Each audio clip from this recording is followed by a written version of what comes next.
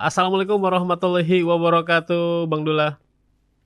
Waalaikumsalam warahmatullahi wabarakatuh, Mas Angga. Bagaimana sehat kabarnya di pagi hari Jumat ini?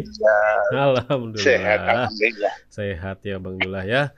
Ini kalau Ya, kita terus memantau berita-berita ataupun info-info atau juga biasanya ini obrolan-obrolan di jamaah ya, masjid nih, Bang Dula. Obrolan di jamaah ya, masjid ya, ataupun obrolan di warung kopi gitu ya. Ini kan kasus korupsi ini kenapa sih terus saja gitu yang melanda negeri ini. Bahkan dalam 1-2 pekan ini saja Bang Dula, ini korupsi ini makin ya, merajalela gitu di saat rakyat itu sedang susah. Khususnya nih susah mencari kerja. Itu kalau kita lihat video-video orang nyari kerja, Masya Allah gitu ya. Lalu sementara itu pejabat-pejabatnya marah ada yang rangkap jabatan, kasus korupsi makin besar. Kita ingin menyoroti di sini Bang Dula, ketika kasus-kasus korupsi itu makin mencuat, kita lihat kinerja atau bahkan ada yang bilang gitu ya, persaingan antara dua lembaga nih, Kejaksaan Agung dan juga KPK. Dari mulai KPK yang akan ikut ya cawe-cawe istilahnya di kasus korupsi pengadaan Chromebook ya, Kemendikbud eranya Nadiem gitu ya, sampai KPK yang ingin memantau kata ini bagaimana nih ya kasus-kasus yang terjadi di BUMN, di Pertamina gitu ya, gebrakan-gebrakan Kejaksaan Agung yang masyarakat menilai itu, oh ini terjadi, apa gitu ya, kok Kejagung, KPK, kita lihat ini bagaimana KPK akhirnya spesialisasi kasus apa, Kejagung spesialisasi kasus apa. Nah ini kita melihat, bagaimana, kinerja dua, lembaga penegakan, hukum ini, itu yang pertama. Lalu yang kedua, Bang Dula, kita juga ingin menyoroti, ketika anggota DPR mempersilahkan kepada KPK untuk datang ke parlemen katanya untuk memberi masukan revisi KUHP. Ini kita melihatnya ini Bang Dullah, ya, mengenai revisi kitab undang-undang acara pidana, ada orang yang menyoroti pentingnya sebenarnya KUHP ini menyesuaikan sistem hukum dengan model kontrol kekuasaan. Sebenarnya ini urusan apa gitu ya? Ketika revisi KUHP ini menjadi sorotan juga untuk lembaga anti korupsi, setidaknya beberapa poin yang menyinggung revisi KUHP ini karena ada bertentangan katanya dengan upaya pemberantasan korupsi. Dua hal itu dulu nih Bang Dulai kita ingin soroti, monggo Bang. iya. Yang pertama, seakan-akan ada persaingan antara lembaga-lembaga penegak hukum, khususnya tentang pemberantasan korupsi antara KPK, Kepolisian dan Kejaksaan Agung. Salah satu keberhasilan dan kegagalan KPK adalah keberhasilan KPK itu melahirkan jaksa-jaksa penuntut umum dan penyidik-penyidik yang ada di kepolisian dan kejaksaan. Karena jaksa KPK itu berasal dari Kejaksaan Agung. Kemudian penyidik atau penyelidik sebagian dari kepolisian. Sebagian ada penyelidik independen atau penyidik independen yang bukan polisi, bukan jaksa. Nah, jadi kalau misalnya KPK berhasil, itu memang kemudian mengakibatkan kepolisian dan kejaksaan itu juga bertambah maju. Kenapa? Salah satu asbabul urut kenapa lahir KPK, karena kepolisian dan kejaksaan tidak bisa melaksanakan tugasnya sebagaimana mestinya. Maka lahirlah itu KPK. Jadi tugas pertama KPK itu adalah bagaimana menjadikan polisi dan jaksa itu bertambah baik. Itu satu segi positifnya. Tapi segi negatifnya seakan-akan terjadi persaingan antara kepolisian, kejaksaan dan KPK. Itu segi negatifnya. Oleh karena itulah kenapa di dunia, saya sudah pernah mengatakan ini, pemberantasan korupsi itu hanya dilakukan oleh KPK-nya di dunia itu, negara-negara lain. Hanya oleh KPK. Kepolisian, kejaksaan itu tidak menangani tindak pidana korupsi, menangani pidana umum, menangani perdata, dan seterusnya seperti itu. Kalau kita kembali ke Undang-Undang Dasar 45 asli, bukan Undang-Undang Dasar 2002, maka kepolisian itu melakukan proses penyelidikan dan penyidikan, dan proses penuntutan itu adalah kejaksaan. Itu Undang-Undang Dasar 45 asli. Tapi sekarang kejaksaan juga melakukan proses penyelidikan dan penyidikan. bukan hanya penuntutan. Nah, itu problemnya.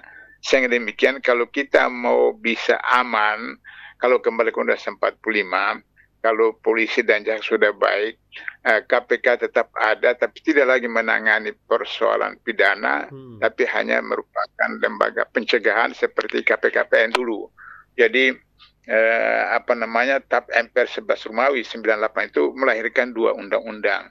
Undang-undang pertama, Undang Nomor 28 tahun 1999 itu melahirkan KPKPN, Komisi Pemeriksa Kekayaan Penyelenggara Negara, di mana saya salah seorang wakil ketuanya waktu itu. Itu adalah proses pencegahan. Nah, kemudian untuk penindakannya lahirlah Undang-Undang Nomor 19 tentang tindak pidana korupsi, maka lahirlah kemudian institusinya Undang-Undang Nomor 30 2002 tentang KPK seperti itu. Nah, tapi di dalam proses perjalanannya kemudian kejaksaan berubah menjadi juga lembaga yang menangani tindak pidana sebagai penyidik yang juga masuk korupsi. Disitulah problemnya. Nah, oleh karena itu maka agar supaya total kalau KPK berhasil melahirkan penyidik dan JPU yang baik, kembali kepada kepolisian dan kejaksaan, maka KPK tinggal sebagai lembaga pencegahan saja. Maka kemudian kepolisian yang akan melakukan proses penyidikan, maka kemudian kejaksaan hanya penuntutan, baru kemudian ke pengadilan seperti itu. Nah, kalau itu berarti persoalan kembali ke Undang-Undang 45 asli itu menjadi urgen. Nah, sekarang para purnawirawan TNI itu sudah mengajukan dalam petisinya 8 poin, itu salah satunya adalah kembali ke Undang-Undang 45. Saya selalu berfilosofi selama ini bahwa lebih baik saya menghargai mantan penjahat daripada mantan kiai, seperti itu. Kalau mantan penjahat berarti dia sudah jadi penjahat, dia sudah jadi orang baik. Jadi amandemen Undang-Undang Dasar 45 tahun 2019 2002 itu praksi TNI Polri itu setuju amandemen Undang-Undang 45. Andai kata waktu itu TNI Polri tidak setuju amandemen Undang-Undang 45, tidak terjadi seperti hari ini. Nah, sekarang purnawirawan TNI sudah kemudian menyadari kekeliruan itu, kesalahan itu, maka kemudian mereka mau kembali ke Undang-Undang 45. Itu yang saya katakan, saya menghargai mantan penjahat daripada mantan ya, seperti itu. Nah, begitu juga Mas Amin Rais sekarang sudah sadar bahwa beliau keliru, beliau salah waktu ketua MPR, kemudian membenarkan amandemen. Nah, seperti itu. Jadi itu sudah ada perubahan sikap untuk menyadari itu. Ya, kalau kemarin sudah sempat asli, meskipun dengan beberapa penyempurnaan, misalnya kalau saya pribadi tidak usah ada penyempurnaan, sampai kembali saja kepada aslinya. Kenapa? Karena selalu saya katakan 4 orang dari 9 orang yang merumuskan itu adalah ulama. Kiai Haji Abdul Salim, Kiai Haji Hasim, Abu Bakar Muzakir, dan Abi Kusna, itu ulama, 4 ulama. Sehingga saya anggap bahwa Pancasila Undang-Undang 45 itu adalah piagam Madinah Indonesia, seperti itu. Nah, tapi dari kalangan tertentu menganggap bahwa kelemahan dari Undang-Undang 45 itu adalah presiden itu bisa seumur hidup, seperti katakan Soekarno atau Soeharto, seperti itu. Sehingga dilakukan semacam penyempurnaan bahwa dibatasi pasal 7 Undang-Undang 45 dibatasi 2 periode saja, seperti itu. Oke lah, kalau itu silakan saja. Tapi kalau menurut saya bahwa sistem khilafah, khalifah itu tidak dibatasi masa jabatannya. Abu Bakar meninggal, Umar sampai meninggal, Utsman sampai meninggal, Ali sampai meninggal, seperti itu. Artinya bahwa dalam sistem pemerintahan Islam, selama dia melaksanakan Quran dan Sunnah yang diberitahu dalam undang-undang dasarnya negaranya, maka itu selama itu dia bisa berkuasa. Tapi ketika dia baru 1 hari lah dilantik, 1 pekan dilantik, 1 bulan dilantik, dia melanggar Quran dan Sunnah yang diberitahu menjadi undang-undang dasarnya, maka dia langsung dilengsarkan. Jadi itu sistem Islam. Tapi oke lah, untuk sementara itu maka kemudian kembali sempat asli dengan penyempurnaan usul tentang masa jabatan presiden 2 periode saja seperti itu, atau wakil presiden 2 periode. Itu salah satu solusinya untuk kita menghindari terjadi pertarungan antara kepolisian, kejaksaan, KPK yang bersifat permanen. Itu poin pertama. Tapi Poin kedua adalah Bang Dullah, ya, relasi antara iya. polisi dan jaksa itu kita memahaminya bagaimana gitu, Bang Dullah? Kan kalau dengan KPK jelas lah ya, KPK lembaga independen gitu ya. Polisi dan jaksa itu relasinya gimana supaya ada pemisahan kekuasaan gitu? Nah, karena itu maka kalau kembali ke Undang-Undang 45 asli, paling tidak masa Masyumi berkuasa tahun 50 sampai 59 itu adalah bahwa kepolisian itu di bawah Kementerian Dalam Negeri. Jadi tidak di bawah presiden seperti sekarang. Dan mayoritas negara di dunia, paling tidak pengalaman saya di Malaysia, di Singapura, itu kepolisian di bawah Kementerian Dalam Negeri. Nah, kemudian maka polisi itu tidak punya senjata. Nah, seperti tentara yang punya senjata, tentara seperti itu. Hari ini tentara polisi di Indonesia punya senjata lebih canggih daripada tentara, seperti itu. Nah, ini kan lucu. Sehingga dengan demikian maka kepolisian itu hanya melakukan tugas ketertiban masyarakat, dan kemudian dalam aspek penegakan hukum mereka melakukan penyelidikan dan penyidikan. Kemudian kejaksaan itu melakukan penuntutan. Jadi dari kepolisian, penyidikan diserahkan kejaksaan, kejaksaan melakukan penuntutan, baru ke pengadilan, pengadilan 1, 2, 3 dan seterusnya seperti itu. Sehingga tidak terjadi persaingan yang tidak sehat seperti sekarang. Sehingga masing-masing fokus kejaksaan penuntutan, kepolisian penyelidikan dan penyidikan seperti itu. Itu relasi antara kepolisian, kejaksaan dan pengadilan. Dan itu yang saya katakan, kenapa Undang-Undang 45 asli itu sudah luar biasa, dan itu kan mereka kaji dari segala aspek, di luar negeri, dalam negeri, kemudian dari segi Islam apa segala macam, dan hukum adat dan seterusnya. Kelahirlah Pancasila 45 itu. Jadi itu persoalan kepolisian, kejaksaan dan seterusnya. Nah, itulah sebabnya maka kemudian korupsi itu seakan-akan tidak surut tapi bertambah terus.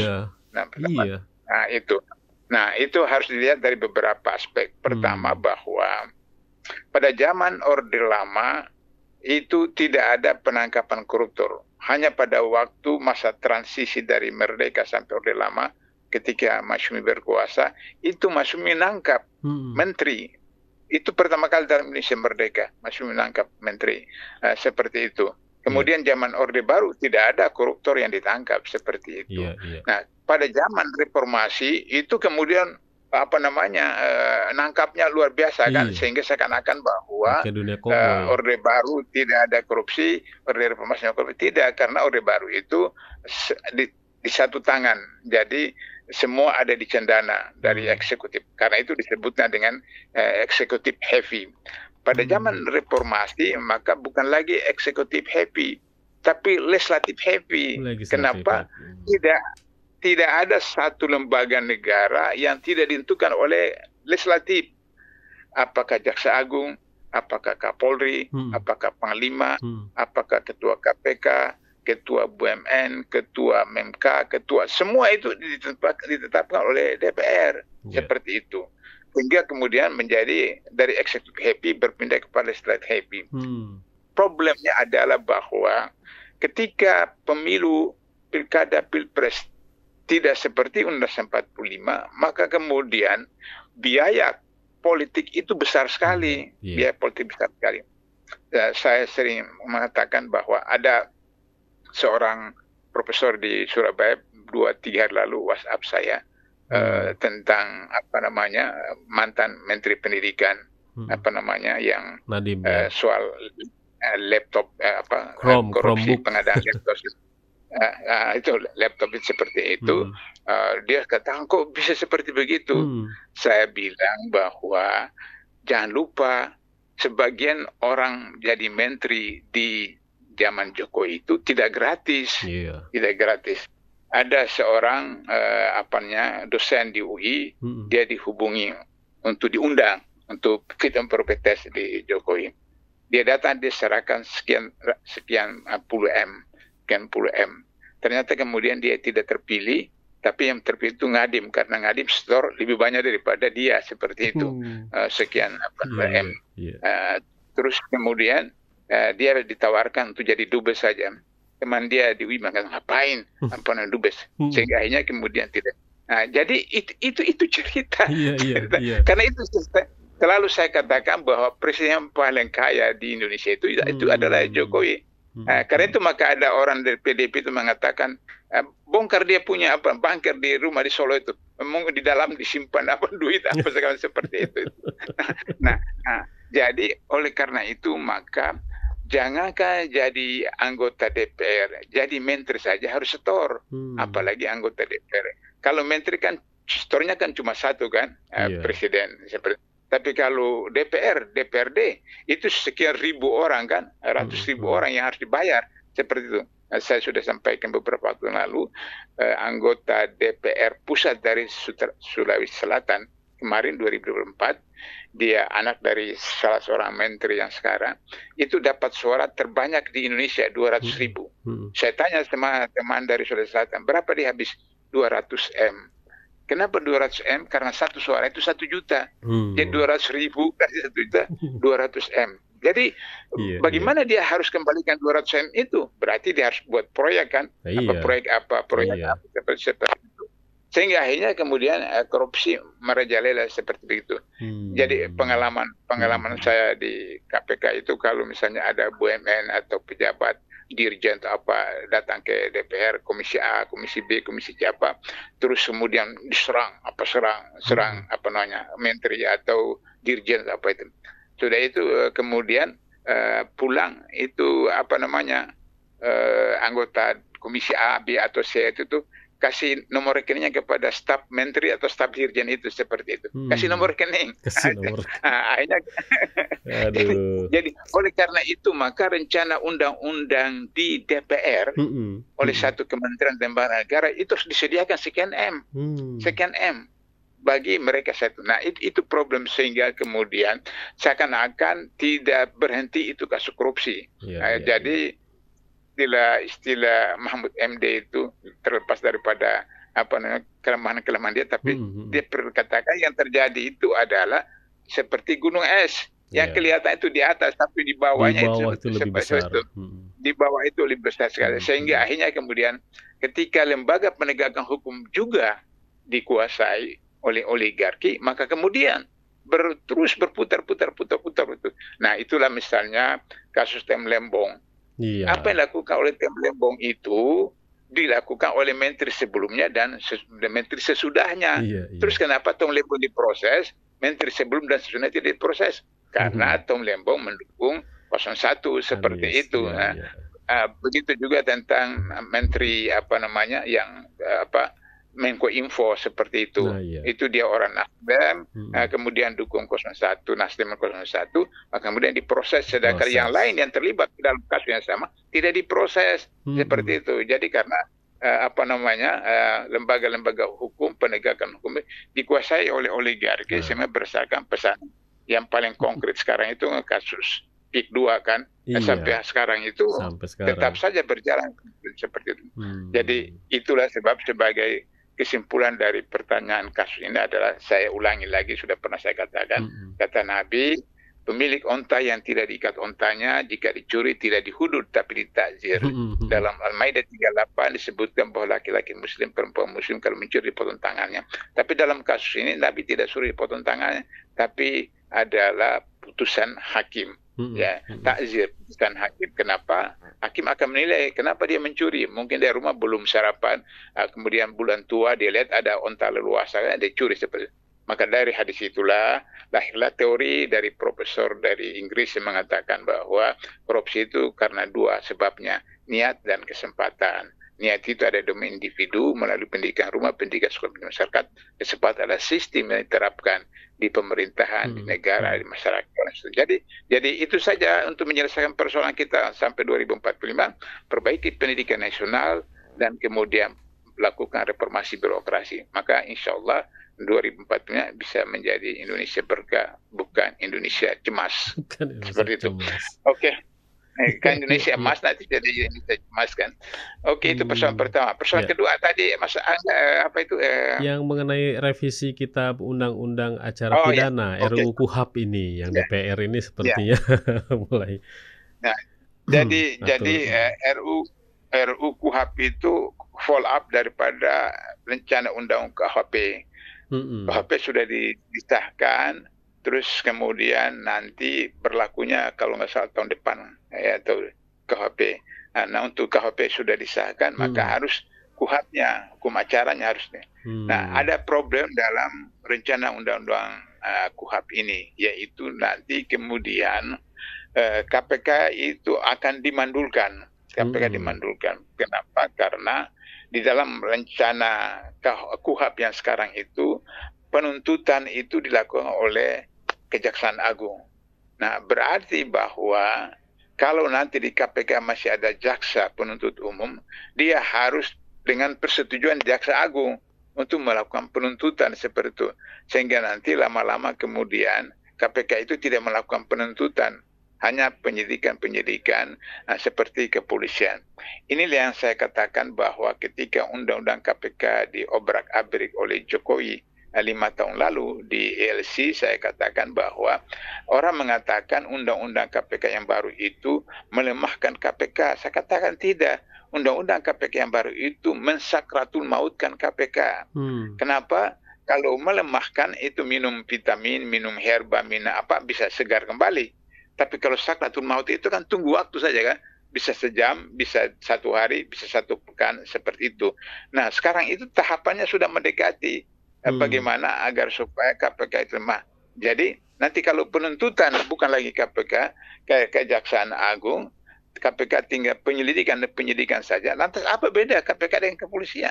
Nah, terus untuk apa lagi biaya yang besar, anggaran yang besar? Kalau begitu tidak perlu lagi KPK. Jadi itu strategi tahapan-tahapan seperti yang saya katakan bahwa sakratul maut, tunggu waktu saja seperti itu. Nah, itulah sebabnya jadi problem sekarang di apa namanya DPR dan teman-teman KPK, paling tidak yang mantan-mantan KPK itu sedang serius untuk menghadapinya itu, karena berarti ini strategi oligarki untuk membubarkan KPK itu berhasil, salah satunya melalui RUU KUHP seperti itu.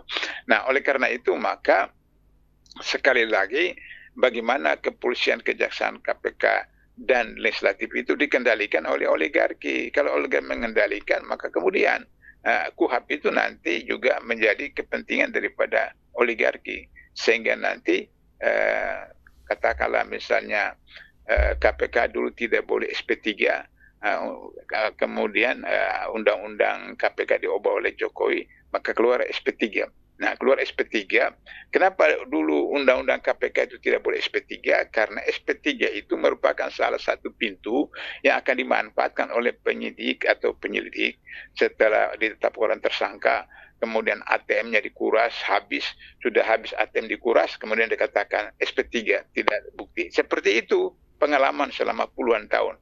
Oleh karena itu maka KPK itu tidak ditetapkan SP3, tidak SP3 supaya betul-betul korupsi itu luar biasa sehingga tidak ada SP3. mmm, Nah, ketika undang-undang KPK diamandemen oleh Jokowi, maka kemudian disebutkan bahwa jika 2 tahun itu tidak selesai kasus itu, maka terbit SP3. Jadi kalau misalnya Mas Angga mhm, apa namanya kerja di BUMN atau penyelenggara negara atau apa, kemudian terus sudah diduga Mas Angga udah curiga, ini mhm, sudah mulai diamati oleh polisi jaksa KPK, Mas Angga keluar negeri aja, iya, keluar iya, negeri. Setelah 2 tahun kembali, apa namanya, mmm, sudah selesai itu, karena apa namanya, kalau ditetapkan tersangka 2 tahun luar, kembali ya SP3 seperti itu. Itu akalnya oligarki seperti itu. Sehingga dengan begitu maka Panama Papers beberapa tahun yang lalu menyebutkan ada lebih 1.000 orang Indonesia yang ada menteri, ada pengusaha apa yang apa sahamnya, asetnya, macam-macam di luar negeri seperti itu, yang kemudian dianggap itu sebagai money laundering, tapi kemudian pemerintah bagaimana memprosesnya, karena mereka-mereka juga yang seperti itu.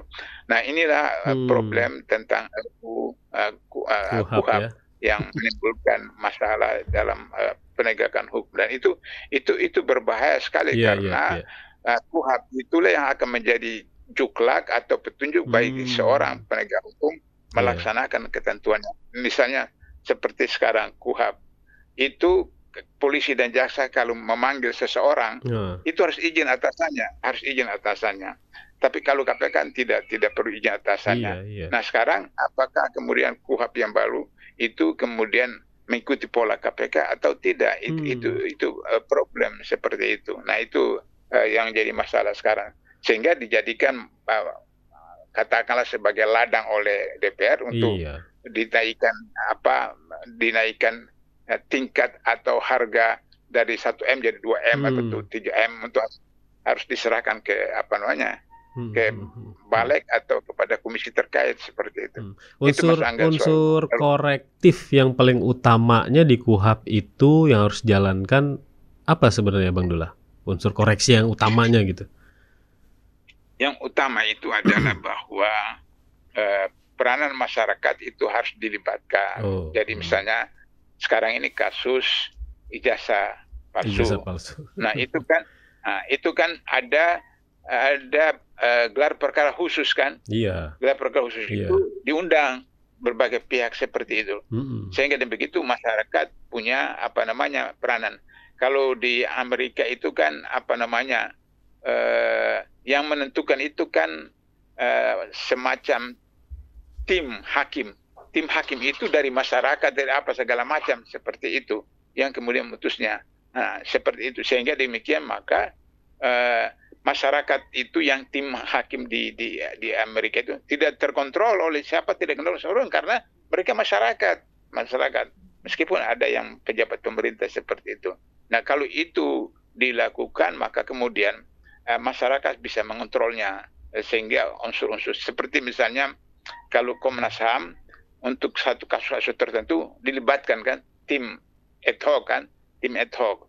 Nah tim ad hoc itu ada orang pemerintah, ada orang masyarakat, ada orang akademis seperti itu. Nah jadi untuk KUHP ini perlu ada itu korektif dari masyarakat, itu perlu ada yang kalau di KUHP yang sekarang itu disebut dengan tenaga ahli. Tapi tenaga ahli itu ada yang kemudian hanya dijadikan sebagai bumper atau sebagai justifikasi. Kemudian seperti itu, dan itu memang bayarannya mahal. Saya pernah jadi ahli di MK, bayarannya tinggi. Waktu itu saya diminta rekening harganya lumayan seperti itu. Nah, jadi ini kemudian dijadikan lagi semacam satu bentuk korupsi antara penegak hukum dengan ahli itu. Jadi ahli itu hanya untuk celahnya makin banyak ya. Untuk menjustifikasi target yang ada di kepolisian, kejaksaan atau KPK. Padahal kan kalau ahli itu betul-betul karena ilmunya, misalnya contoh yang terbaru, kasus yang terbaru sekarang, Profesor Sofyan Effendi, mantan rektor UGM. Sudah menjelaskan kan. Nah, tahu-tahu kemudian hari ini atau kemarin ada pernyataan bahwa Sofyan Effendi menarik pernyataannya itu, akan ada beredar, ditarik lagi itu.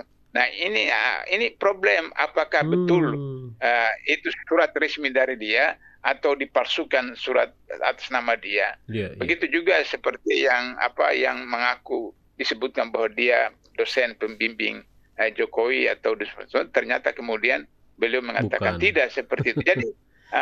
Jadi itu problem sehingga kenapa kemudian tadi Nabi katakan tadi itu bahwa niat dan kesempatan itu harus, niatnya itu ikhlas karena Allah, kesempatan itu adalah kaifiat.